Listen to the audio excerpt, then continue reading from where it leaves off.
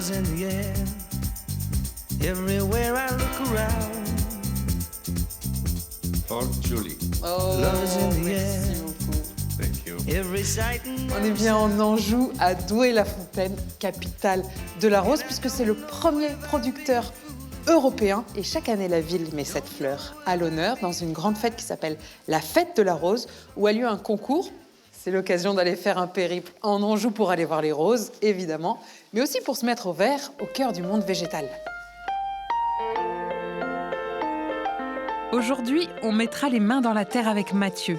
Il a quitté sa robe noire d'avocat pour les champs de légumes afin d'offrir un avenir meilleur à sa fille.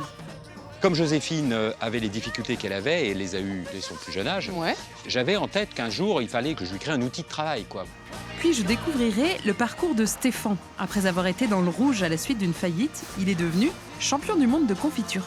Quand tu es en bas et que tu n'as plus rien, de toute façon, la seule chose qui te reste, Oui, c'est à remonter. Donc, faut viser haut. vaut mieux viser plus loin et plus haut. Bah oui. Mais avant, je poursuis ma découverte de Douai-la-Fontaine. On peut dire qu'ici, on voit la vie en rose. 5 à 7 millions de plants sont récoltés chaque année, soit plus de la moitié de la production annuelle française. Éric m'a donné rendez-vous au petit matin dans le champ d'un des nombreux rosiéristes de la commune. Lui, ce qui l'intéresse, ce sont les pétales, car il les cueille pour en faire de l'eau de rose. Ah, ça sent bon. Ah, ça fait un peu mal au cœur quand même de leur faire ça, non? Eh ouais, mais faut. Ok, c'est le jeu. Et pourquoi est-ce que tu viens si tôt le matin? Parce que là, justement, tu vois, il y a de la rosée dessus. Et ça, c'est très bien. Pourquoi? C'est l'évaporation, en fait, des essences de la nuit. Ouais. Et ça permet de les garder jusqu'à la distillation. Ces rosiers-là ne sont pas cultivés pour leurs fleurs, j'imagine, puisque là, on est en train de leur arracher leur rose. Ça ne peut pas Voilà, être c'est vendu ça. en Non, tant que... alors eux, ils sont cultivés pour le pied. Nous, on les cueille maintenant. Le rosiériste les arrachera en septembre pour les vendre. Ah oui, pour être vendus en tant que rosier, à Exactement. replanter. Et le fait de leur enlever les fleurs, est-ce que ça stimule la pousse? Oui, ça va les faire drageonner, en fait. Ça va justement, la sève va remonter. Ok. Et ça peut les faire pousser, ouais. Ah, donc c'est un intérêt que finalement tu récupères Exactement, ouais. les pétales, toi. Tout à fait. Waouh! Oh, que c'est beau. Bon, est-ce que tu peux m'expliquer pourquoi, ici, dans le coin, et particulièrement à Douai, il y a autant de roses? C'est un peu historique. Alors, il y a le climat, la terre aussi, je pense. D'accord. Et c'est historique. En fait, le baron Foulon, qui avait un château sur Douai-la-Fontaine, Ouais, on est à quelle époque, là? alors était intendant des finances auprès de Louis XVI. Ah oui, Alors, voilà. ok. Et son jardinier, en fait, a commencé à cultiver de la rose parce que la femme du baron Foulon, qui était une Hollandaise, adorait les roses. D'accord. Voilà. Et ensuite, ça s'est vraiment développé, la culture du rosier, dans les années 50, avec les journées de la rose qui ont été créées, une association de rosiéristes. D'accord. Et puis, c'est là le point de départ de la grosse culture, en fait. Ok, mais au Non. départ, c'est juste une femme qui aimait les roses. Voilà, c'est ça, ouais. Ça sent tellement bon, on a envie de plonger dedans.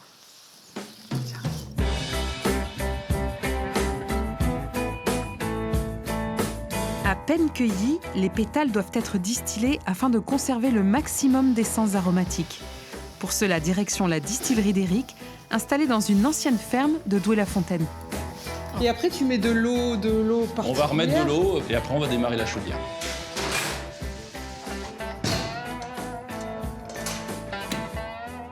Donc, le principe, la vapeur va passer dans les pétales de rose, s'imprégner des essences et des principes actifs de la fleur.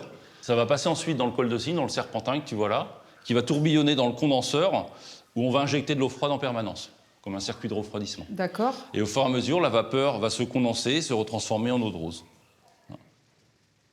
Toi, tu baignes dedans depuis longtemps? Depuis très longtemps, en fait, j'ai fini mes études dans le commerce, et mon mémoire d'études, je l'ai fait dans l'entreprise, celle de mes parents, en fait, à l'origine. D'accord. Et du coup, j'ai continué avec eux. Donc, depuis tout le temps, je suis dans la rose. Électroglo. Depuis que tu bosses, en Ouais, fait. exactement, ouais. J'ai toujours fait ça, ouais. T'es un amoureux des fleurs? J'aime bien, tout ce qui est botanique, en fait, tout ce qui concerne la fleur, mais la rose plus particulièrement, ouais. Pourquoi la rose? Je sais pas, c'est la reine des fleurs, peut-être. Ah oui, c'est ce qu'on dit. Ouais.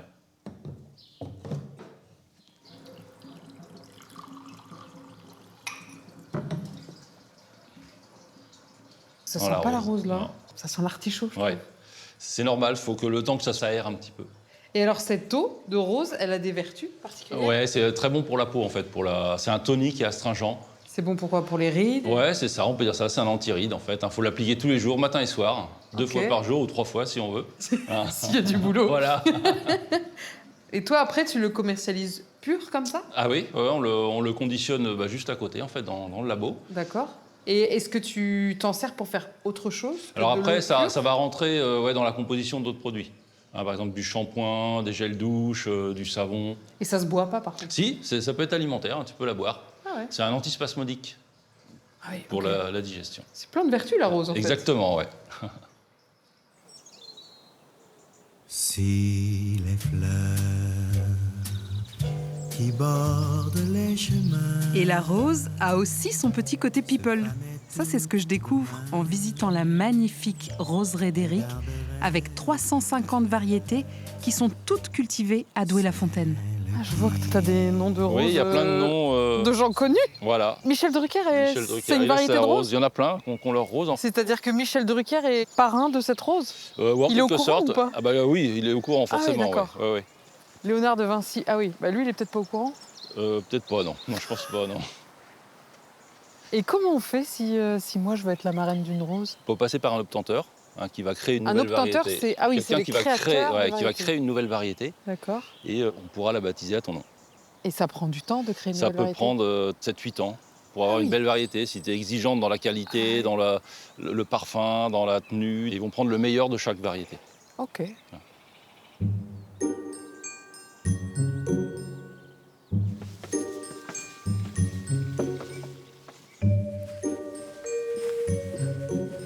Mais qu'est-ce que c'est que cet endroit? Alors là, on est dans la sablière, donc c'est une ancienne extraction de falin en sable.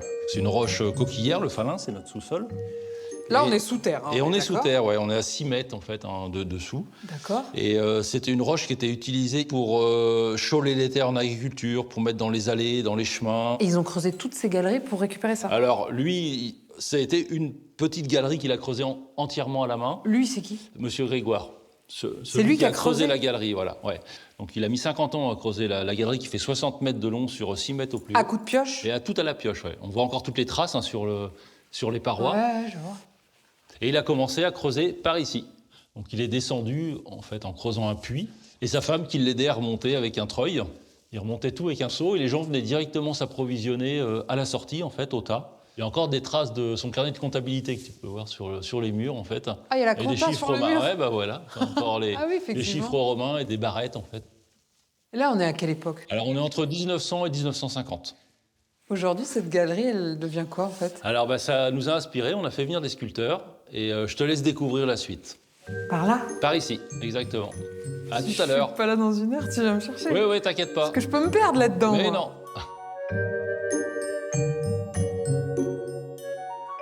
Je ne m'attendais pas à une telle découverte. Éric fait régulièrement venir des artistes pour qu'ils sculptent ce dédale de sable.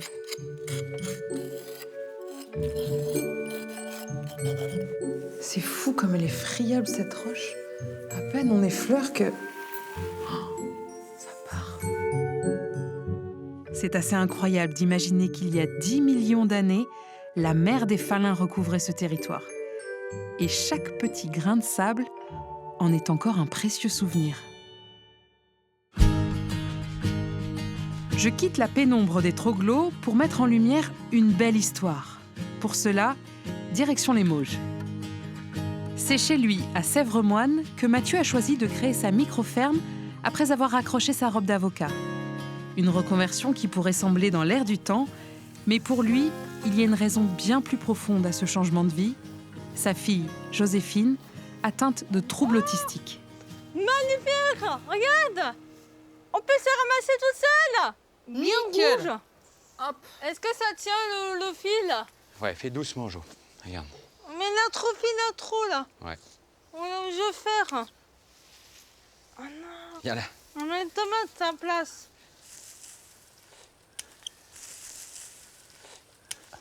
Tu peux me raconter un peu comment t'es devenu maraîcher? Viens. J'ai envie de dire, c'est par hasard. J'avais même pas de jardin potager, moi, si tu veux, il y a 3 ans. hein. Donc arrête, Joséphine, s'il te plaît. Tu peux continuer à récolter, si tu veux. Mais comme Joséphine avait les difficultés qu'elle avait, et les a eues dès son plus jeune âge, Ouais. j'avais en tête qu'un jour, il fallait que je lui crée un outil de travail, quoi, pour l'intégrer. Et puis en 2018, J'ai croisé le chemin de permaculteur et de la permaculture, et puis j'ai trouvé ça génial. Et en tirant le fil, je me suis dit, mais attends, il y a un truc. Et je voyais bien Joséphine dans ce schéma-là. Donc sur le papier, c'est génial, mais toi, à ce moment-là, t'es quand même avocat, c'est ça? Et moi, à ce moment-là, je suis avocat. Ouais. Et au bout d'un an, tu vois, en 2019, ma décision a été prise. J'ai prévenu mes associés que j'allais quitter la profession. J'étais à un stade de ma vie où, à la limite, je pouvais effectivement envisager d'écrire un second chapitre. Cette idée de micro-ferme, ça t'est venu direct ou est-ce que t'avais plusieurs options En fait, au départ, Joséphine, elle avait une espèce d'attirance, par exemple, pour les machines à laver. Alors, je me suis dit, bah tiens, est-ce qu'on peut pas ouvrir une laverie, ce genre de truc, tu vois. Ok. Mais en fait, Joséphine, elle avait des troubles qui impliquaient quand même, pour pouvoir la mettre au travail, un accompagnement bien spécifique. C'est-à-dire? Tu vois, on l'a vu tout à l'heure, là, elle se met à secouer les tuteurs et les plants tomates. En fait, ça, c'est un trouble. Et elle va se perdre dans ce trouble-là. Donc, on peut soit la sortir de ce trouble, et à ce moment-là, elle devient perméable à l'apprentissage et donc à l'éducation. Soit on va l'enfermer dans ce trouble, c'est-à-dire que tu vas la mettre devant un tambour de machine à laver ou de sèche-linge. Tu as l'impression qu'elle est aux anges, mais en fait, elle est dans... oui, tu l'enfermes dans sa propre spirale, quoi. Exactement. Et elle fait rien. Donc ça, c'est des techniques d'accompagnement qui sont des techniques comportementales, en fait, et qui l'ont complètement sauvée, finalement. Et la première fois que tu as dit à Joséphine, bon, bah, va falloir mettre les mains dans la terre, comment elle a réagi? Bon, c'était pas son truc. Il fallait des gants, elle voulait pas mettre ses genoux par terre, elle voulait pas mettre ses mains dans la terre. Ah oui. Alors, c'est-à-dire, bon... Ok, est-ce que c'est la bonne idée? Ça va pas être simple. Et finalement, mais l'année dernière, elle plantait 150 salades par semaine, au bout de 2 mois, quoi. Joséphine ne travaille pas à plein temps sur la ferme. Elle alterne entre les heures de cours à la maison avec une éducatrice et des moments avec son père au grand air dans le potager ou dans le hangar pour préparer les paniers de légumes. Bon, Jo, au boulot, là. C'est quoi? Bah, il faut peser maintenant les tomates, là. Tu sais quoi, on va faire comme d'habitude. Ok, Majo, tu vas me trouver, s'il te plaît, 3 courgettes. Tu travailles vite, hein. Ouais. Je vois, t'es efficace. Tu pèses. Combien? 1180 grammes. Bravo. Joséphine, 2 aubergines, s'il te plaît. 2, très bien. 1, 2, Ok, 1100. super. Bravo, hein. Et enfin, une tomate cerise. Une seule? Une barquette. Ah! On peut être précis, parce que... Vas-y, on avance. On a trop, ouais. Tu peux laisser les petites queues, hein, c'est pas gênant. Non. D'accord. Faut être adaptable. Oui. Et pas pressé. Oui, faut prendre un peu la souplesse. Mais oui. Et en même temps, c'est pas un drame non plus. Ça veut dire qu'il faut que tu sois flex sur tes horaires de travail. Ah ben, il faut s'adapter, quoi, c'est tout le temps.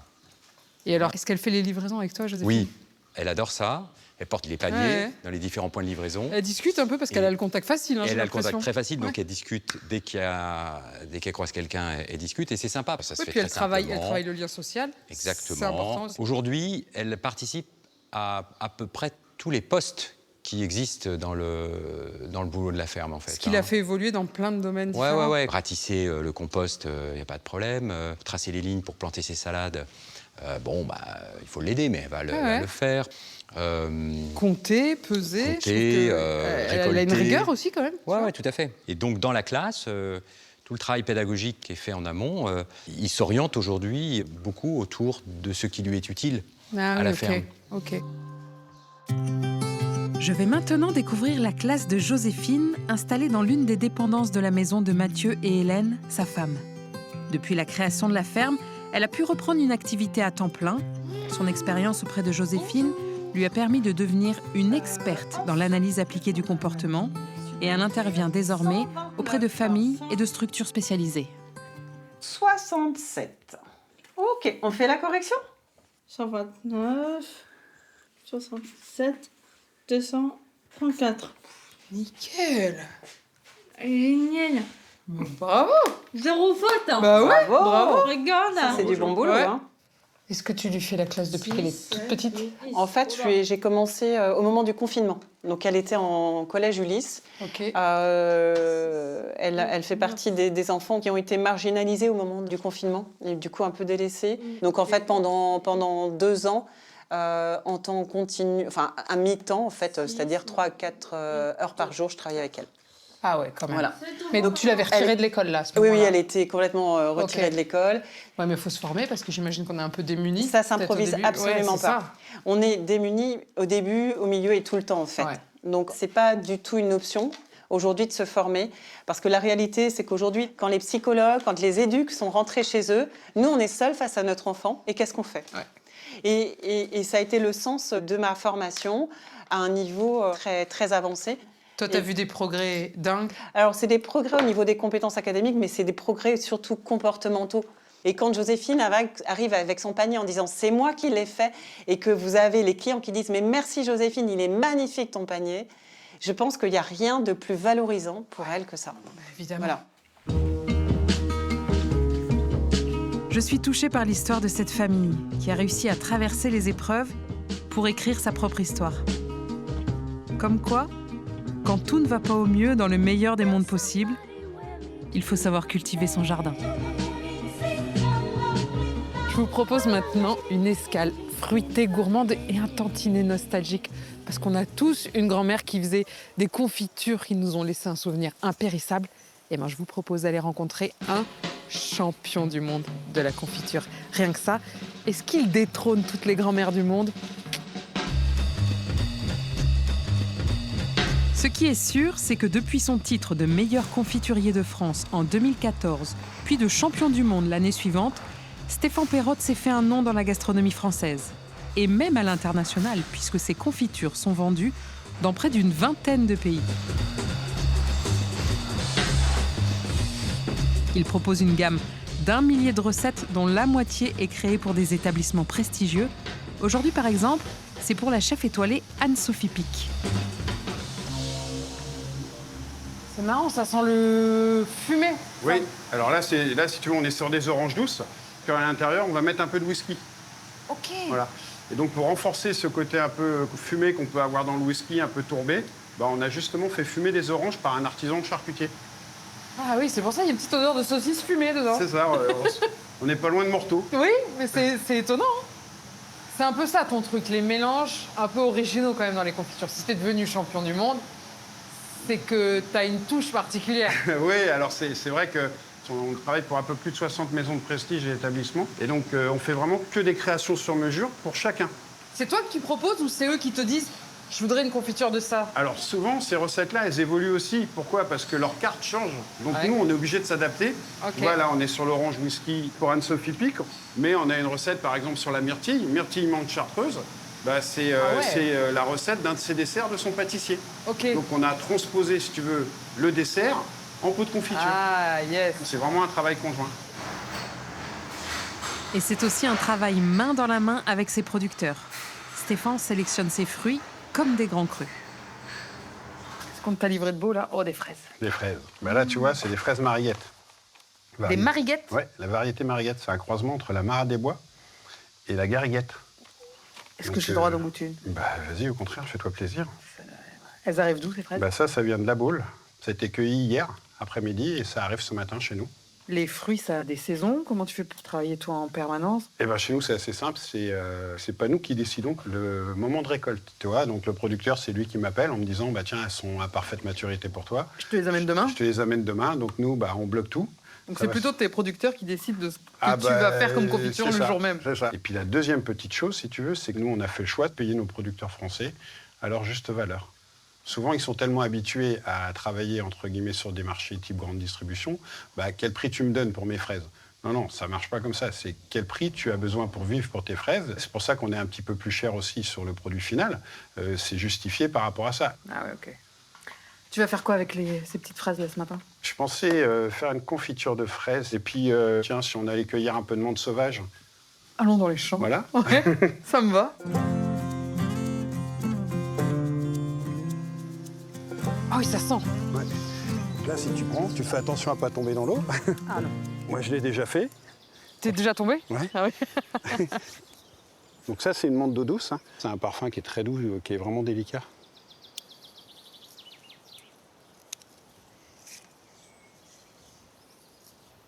Aujourd'hui, tu es champion du monde. Ta petite entreprise ne connaît pas la crise. Mais je crois savoir que ça n'a pas été un périple facile pour en arriver là. Non, comme dans tout. Ouais, bah oui, La oui. vie est faite de haut et de bas, donc. C'est ça, tu me racontes un voilà. peu toi ton parcours. J'ai fait une formation de charcutier traiteur. Puis très rapidement, j'étais passionné par les produits, donc j'ai voulu me mettre à mon compte. Eh oui. Voilà.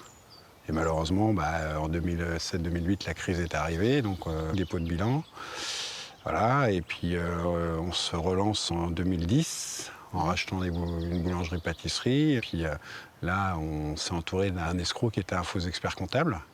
Deuxième Faillite, du coup faillite, oui, Ah tout ouais, à fait. ok. Donc, mais là, vraiment plus bactère parce qu'on a tout perdu, quoi. Donc, une bonne partie de nos économies étaient dedans. Et donc, j'ai dit à ma femme, moi, je me charge de la reconstruction et toi, tu vas gérer le quotidien. On a démarré comme ça l'activité de l'entreprise, si tu veux, dans la cuisine de la maison. Ça s'est plutôt bien enclenché puisque le premier client un peu prestigieux qu'on a eu, c'était l'abbaye de Fontevraud avec Thibaut Ruggieri. Pas mal. Ouais, Bocuse d'Or. Et je me rappellerai toujours, je livrais donc à Saint-Benoît, à côté de Poitiers, Richard-Toi, qui était une étoile Michelin. Je mangeais Un bon repas, sur le pass, alors que le soir, on était à l'aide alimentaire, si tu veux. Ah oui, drôle Voilà. de période là. Donc un peu compliqué, oui.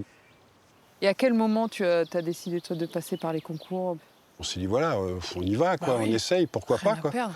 Et de toute façon, quand tu es en bas et que tu n'as plus rien, de toute façon, la seule chose qui te reste, Oui, c'est à oui. remonter.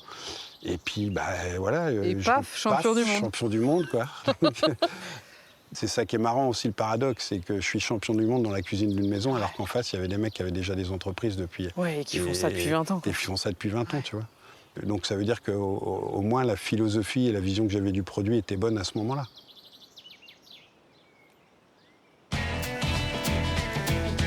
Donc maintenant, on va couper nos fraises. Ouais, ça c'est pratique. Ah ça va plus vite. Ah là, gros gain de temps. Ça c'est quoi que tu mets? Ça, c'est du jus de citron. Qui sert à quoi? Et ça permet de créer notre gélification en fin de cuisson. Je touille. Tu touilles, tu mélanges avec le sucre bien au fond. T'as mis quelle quantité de sucre là? On a 5 kilos de fruits, tu vois, et on a mis 2 kilos de sucre. C'est fini le ratio 50-50 Ouais, c'est de fini. nos grands-mères? C'est fini. Là, on sent le plaisir, là. Ah ouais, c'est très satisfaisant. Ah, puis ça sent bon, j'ai envie de... Ah oui, on va éviter. Promis, je le ferai pas. Donc là, on va mettre notre petit bouquet de menthe Ah, tu mets le bouquet comme ça en entier? infusé Tu coupes dedans. pas des petits Non, morceaux. parce que si tu veux, c'est des produits qui sont très riches en huile essentielle. Et si je le laisse dedans, au fur et à mesure, quand mon pot va être fermé, ça va continuer à infuser. Ah oui. Donc on va avoir, si tu veux, à la fin, un parfum de menthe qui va être très très Ouais, important. trop. Voilà. Hop. Et puis on va démarrer la cuisson. Là, on va cuire, à mon avis, on en a pour une bonne demi-heure. En attendant, je te propose qu'on ait goûté 2 produits. Vous savez?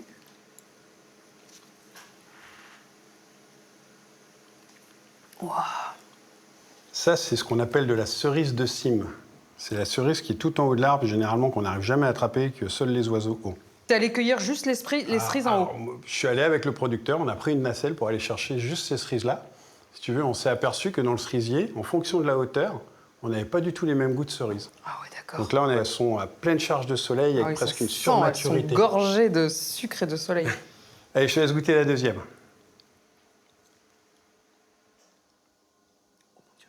Donc là, tu as poire, framboise, estragon et du zeste de citron pour amener la fraîcheur. Eh ben c'est fou parce que tout mélangé, t'as l'impression de goûter un truc que t'as jamais goûté de ta vie. Mais quand tu le mets dans la bouche, ça fait... Alors ça, c'est 2 produits que je vais présenter au championnat du monde de cette année. Voilà. Ouais, là, moi, je te dis, là, t'as tes chances. Là. Et ce qui est drôle, c'est que c'est quand même un vieux produit, mais qui est toujours dans l'air du temps. T'en trouves et t'en trouveras toujours. Moi, j'ai un petit dicton qui m'a été donné par un chef qui m'a expliqué que la confiture, c'est une petite cuillère à remonter le temps. Oh, on va s'arrêter sur ça. C'est très joli. Malheureusement, en 2025, Stéphane n'a pas réussi à embarquer le jury. Mais je suis sûre qu'il n'a pas dit son dernier mot. Pour terminer mon immersion au cœur du végétal, j'avais envie de vivre une expérience un peu perchée. Au sud de Candé, à la Cornuaille, on peut prendre l'apéro à 8 mètres de haut dans les arbres et même y dormir. Ah, l'avantage, c'est qu'on peut commencer à bien voir le haut, la canopée, on va dire. On a du merisier, du chêne, du tilleul. Mais il y a plein de vieux arbres, hein, j'ai l'impression, autour de nous, là. Il y en a qui diraient faut les abattre. Moi, je préfère les laisser parce que, justement, dans un arbre mort, il y a autant de vie que si l'arbre Mais oui. était vivant. tu gères ça de façon hyper raisonnée, j'imagine. Je fauche pas l'herbe pour protéger les sols, protéger mes couleuvres, mes rongeurs et tout ça. D'accord. Les arbres, je les laisse pousser au maximum. Et puis moi, ce que je veux, c'est que ça redevienne sauvage. J'adore quand c'est sauvage.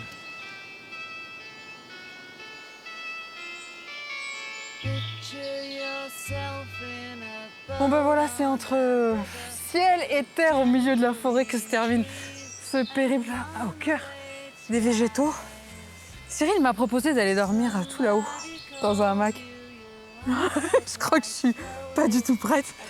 Je vais regagner la terre ferme. J'adore les arbres, mais d'en bas.